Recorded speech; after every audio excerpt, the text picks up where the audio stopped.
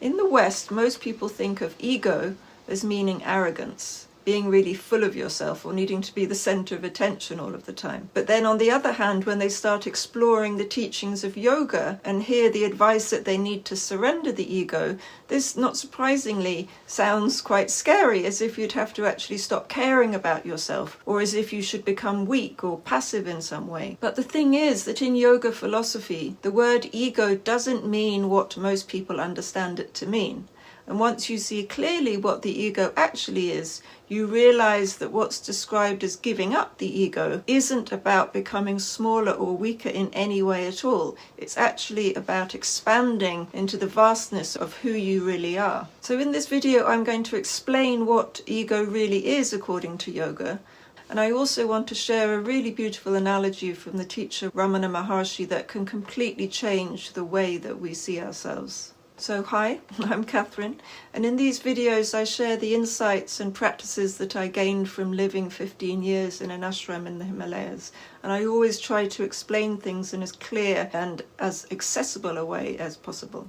So as I was just saying, when we say that someone has a big ego, we're usually referring to their arrogance, to their pride, their self-importance.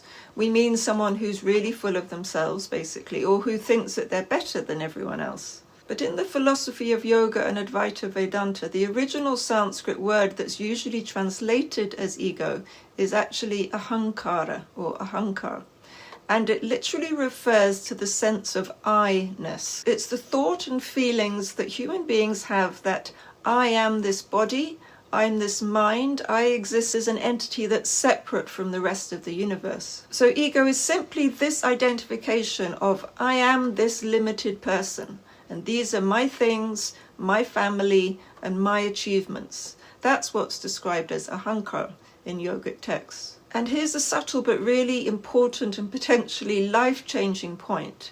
The thing is that it's the very belief in this separate, limited identity that veils the awareness of who you truly are. Because in truth, you're the infinite, whole, undivided, pure consciousness that's there before any body, any mind, or any ego sense appears, and which is right here and now permeating everything that we're experiencing. So then the thing is that what happens when we believe that we're only this separate body and mind is that a sense of smallness and of vulnerability automatically creeps in. And deep down it creates a constant kind of anxiety stemming from the fear of death. Because if I'm just this body, then what happens to me when this body ends? The mind really doesn't know how to deal with this. So then it creates coping strategies. For some people, the strategy is of building themselves up and thinking, I'm bigger, I'm better, I'm more important than anyone else.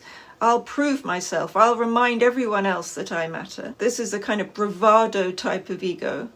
But for others, it's the opposite. It's a kind of shrinking that thinks, I'm not good enough, I'm shy, I'm small, I'm insignificant. And even though on the surface these two might look completely different, with superiority on one side and inferiority on the other, but actually yoga teaches us that both come from exactly the same root, the ego, or the illusion of separateness. So both are the consequences of the ego sense. And the ego doesn't only show up as these superior or inferior personality traits, it's also about the roles that we identify with, such as I'm a teacher, I'm a parent, I'm successful, I'm a failure. All of these identities, though, they shift and they change over time, and yet we cling to them as if they're permanent. And that clinging is also a function of the ego. Another way the ego sneaks in is in our sense of being the doer of all of our actions. The Bhagavad Gita says that all action arises from nature. It arises from the interplay of the three gunas, which create the whole of this manifest universe. These three gunas are the manifestation of the divine being, of pure consciousness, which is them really and which permeates them. But the false ego sense steps in and says, I'm the one doing this, I'm teaching, I'm listening, I'm watching this video, I'm working, I'm playing. It's a bit like a flute thinking it's the one that's playing the music, forgetting that it's the musician who's actually blowing the air through it. And this is actually why spiritual practice often brings such relief, because we start to see that life is actually flowing through us, and we're not the doer, carrying all the burden of responsibility in the way that we thought we were. But in talking about this, it's also important to understand that ego isn't all bad. We actually need a certain sense of individuality to function in the world, to look after our bodies, to care for our families, to work and create and do all the things that are necessary. It's just that it's not the whole truth. Because if you can observe your ego, if you can notice the thought, I'm this, these are my things, this is me, then you can't actually be it, because the observer is always greater than what it observes. Then that observer is the real you, the ego sense is what it's observing.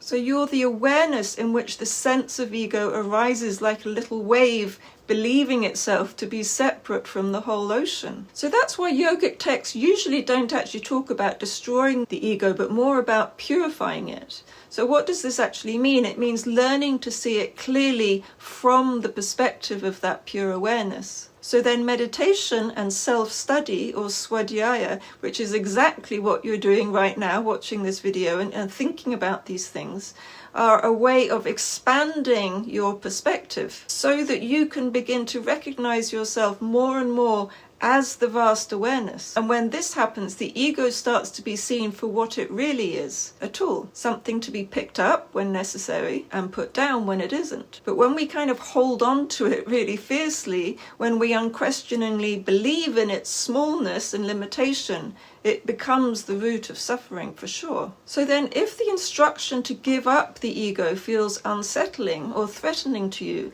that's most likely because you have the feeling that if you don't have an ego, you'll become weak and dependent on someone else who does have an ego. Maybe you think, without an ego, who'll look after me, who'll stand up for my interests, who'll make the decisions that need to be made in my daily life. But there's a beautiful analogy from teacher Ramana Maharshi that really resolves this dilemma. Ramana said that before self-realization, the ego is like the full moon at night. It seems to be the brightest, the most important thing in the sky. But after self-realization, it becomes like the crescent moon in daytime. It's still there in exactly the same way as it was before, but it's completely overpowered by the sun. And in the same way, when you recognize the radiant sun of your true self, the pure awareness that underlies everything, the ego naturally fades into the background. It's not completely destroyed, it just loses its dominance. And what shines through is your true power,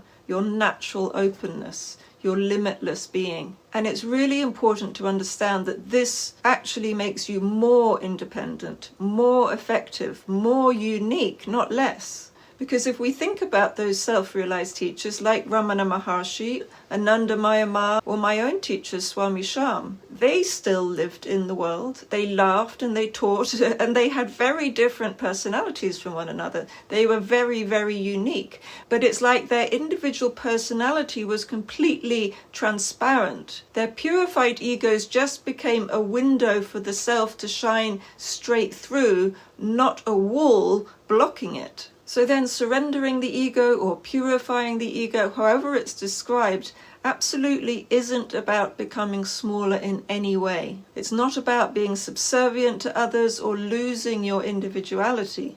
It's about expansion. It's about shedding the false idea that I'm only limited to this body and mind and stepping into the vastness of who you really are.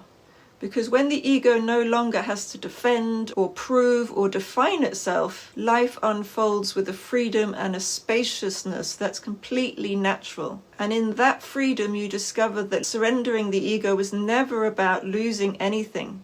It was always about becoming everything, becoming whole, returning to the completeness of your true nature.